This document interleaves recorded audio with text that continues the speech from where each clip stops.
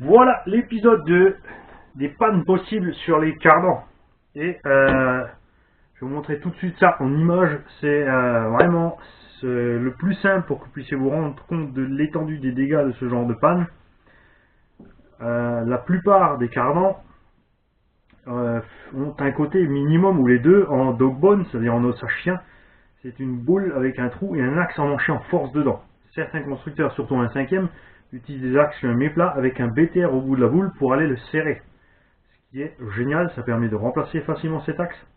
Il y a Alza Racing aussi qui fait ce système sur tous ses cardans adaptables sur Savage.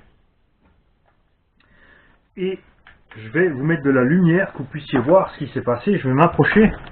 Souvenez-vous du Yeti tout neuf, révisé. Regardez ce qui m'est arrivé.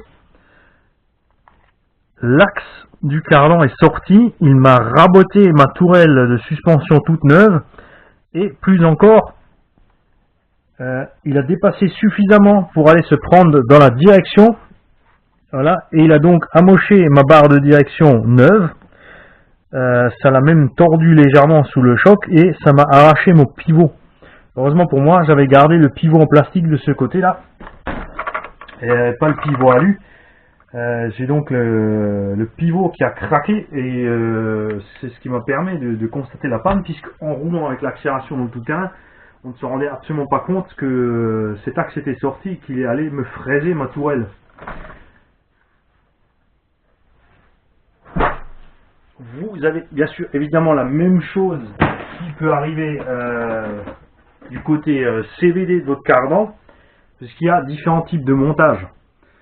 Maintenant, ce qui se répand, ce qui est génial, c'est les têtes de cardan intégrées dans les roulements, ce qui fait que vous avez l'axe et le roulement tient l'axe et le tout renforce le tout, c'est que vous n'avez plus de problème. Après, il y a des cardans qui ont ici, comme c'est le cas chez Traxxas, un BTR à l'intérieur pour maintenir l'axe en place dans le croisillon.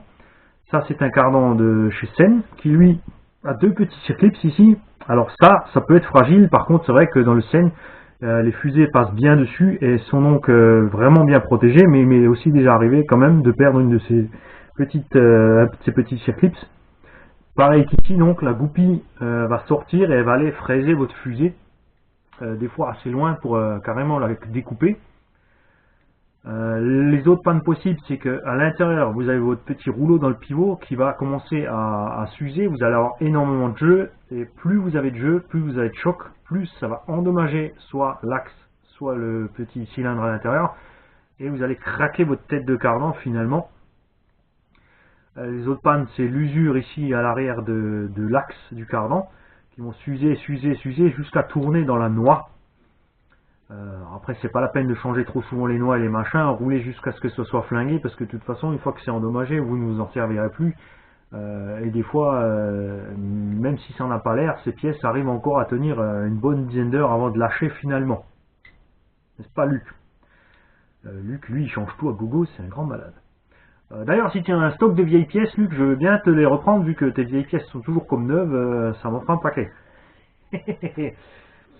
Ça va pas tarder à m'envoyer des SMS pour m'incendier. L'autre panne possible, bien sûr, c'est le BTR à l'intérieur qui va tenir trop fort, que vous ne pourrez plus desserrer l'axe qui maintient votre hexagone. Donc ici, c'est très simple, comme j'ai lancé dans une pièce en acier, vous prenez un chasse du diamètre intérieur de votre trou de cardan, vous le mettez dedans, vous mettez 2-3 bons coups sur la tête du BTR, ça va l'aplatir à nouveau et vous pourrez ainsi réutiliser une clé Allen. Prenez-en une bien neuve, après avoir chauffé un petit coup à l'intérieur avec un flamme gaz. Donc si la jante est encore dessus, enlevez-la, hein, arrêtez d'être con. Vous chauffez un bon coup, le mieux bien sûr quand les éléments sont démontés pour ne pas endommager le roulement. Je dis une bêtise, si l'hexagone est dessus, le roulement est forcément dessus, donc chauffez vite et bien à l'intérieur pour faire craquer la loctite ou ce qui retient votre BTR, pouvoir le sortir. En cas de besoin, selon la taille du BTR, vous pouvez aussi enfoncer en force un torx. Il y a aussi des extracteurs carrés ou triangulaires qu'on peut enfoncer. Si vraiment par contre c'est foutu à l'intérieur, vous n'avez aucune chance de pouvoir ici le fendre, de le disquer, etc.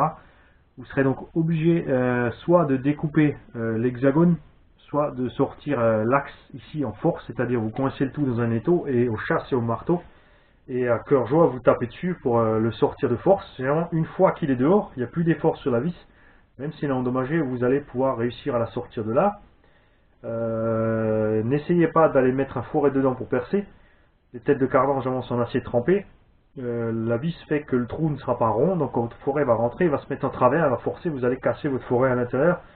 Donc là aussi vous n'aurez rien gagné.